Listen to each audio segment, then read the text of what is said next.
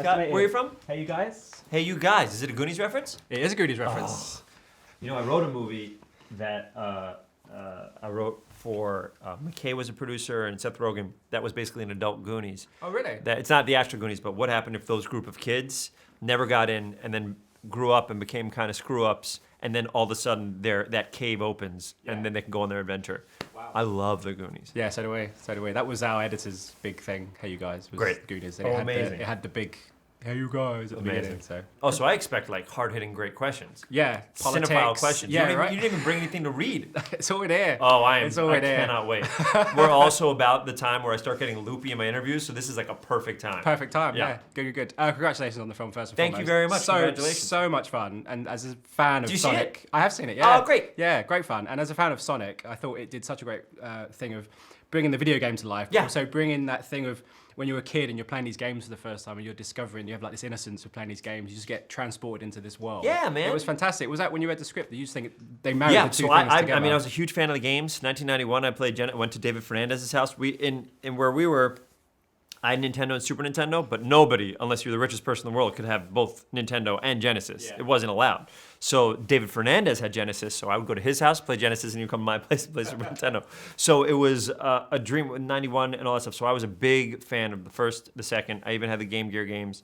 And it was like, to me, I wanted to do it right because I know the fans there are like passionate, and we found that out quickly how passionate, which was so exciting. But and they seem to be happy, which is like the biggest thing. If I can make the fans happy, and I feel like the movie will really play a little bit. But yeah, one of the big things about to do him, I played him like a little kid almost. I wanted to make it like I read the script, and he felt like this little kid that never got to do all these things when he was by himself, and now wants to do everything in the world. So you bring the energy of that and kind of like the attitude from the video games, and then I feel like people can connect with the character a bit more.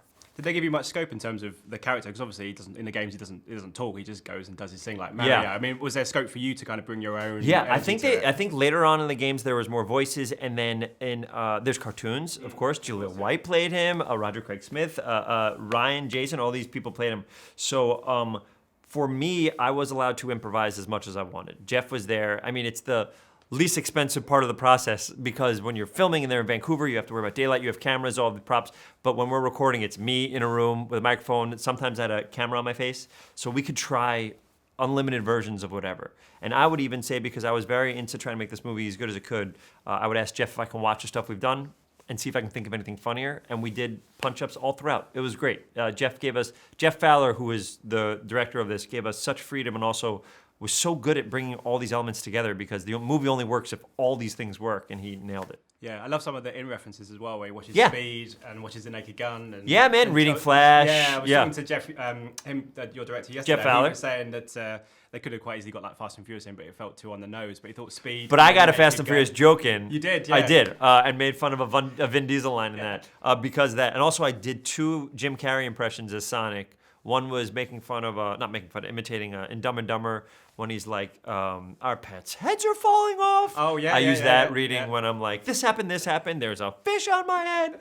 And there's like one other, there's an Ace Ventura reference in there too. But it's like, for me, I mean, he's a hero of mine. So I was like, oh, how fun if we like put little Jim Carrey stuff in there. And Jeff was like, let's do it. I was like, great.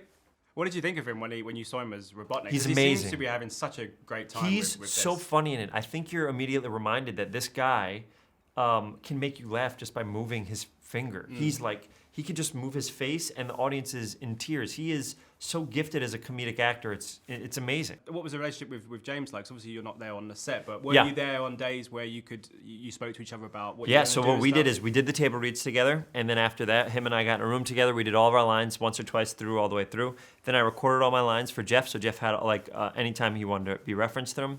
And then once or twice, James called me from set just to ask, but he would leave rooms so I could play and do a bunch of things. And then it's so much credit to James because he's acting opposite a tennis ball or a little plush thing or a little doll, and he's making the emotional beats real. He's making comedic timing real.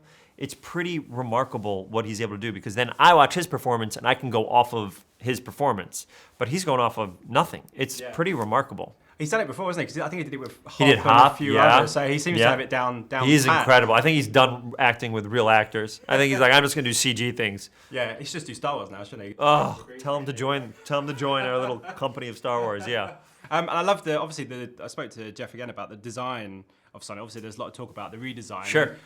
I said to him, it's different when you like present a new Batsuit or a new Superman suit. You can't go back and change it. But the element of the fact that the fans have said go back and change it because we're so passionate and we really want to see Sonic come to life. That must have been constructive, but also really good that the fans were speaking up and were very excited. Well, I think you're exactly correct. It's a very smart way of thinking about it. For us, it was, does anybody care about this property anymore? We know we care deeply, and we want people to be really excited by it, but we had no idea. Then we released that trailer, and so many people responded, and so many people were very passionate about Sonic and like treating them like, it's their icon growing up, and it's what I felt. But the fact that we saw so many people like that, it just made the movie so much more special than it was. You know what I mean? It's like, oh, okay, all these people are really invested. We have something cool here. Let's try our best. And what you're exactly correct. It's the CG of the film. CG wasn't done yet. It was an opportunity that could have been taken, and I'm really happy with how Sonic ended up. My voice coming out of this version of Sonic is kind of how I envisioned Sonic looking. Yeah, and I just as a final question, I can imagine there would be talk of sequel should it be successful, but I like the fact this was kind of enclosed. It had a few little nods to what you could maybe do, but it was. If you stick to the end, there's you're rewarded, and it might be able to leave itself open a little bit, but. I do like it that it was a story, almost an origin story for Sonic and for Robotnik, which I thought was cool because it kind of builds up these two characters to be what they really are going to be, and I love that. Yeah, fantastic. Absolute pleasure talking to you. Oh, dude, I love talking to you. You as well. I wish we could talk nerdy stuff. Ladies and gentlemen, you're watching Hey You Guys! Hey You Guys, huh? Hey, you guys. Is that from the Goonies? It is indeed, yes. Nice. Hey,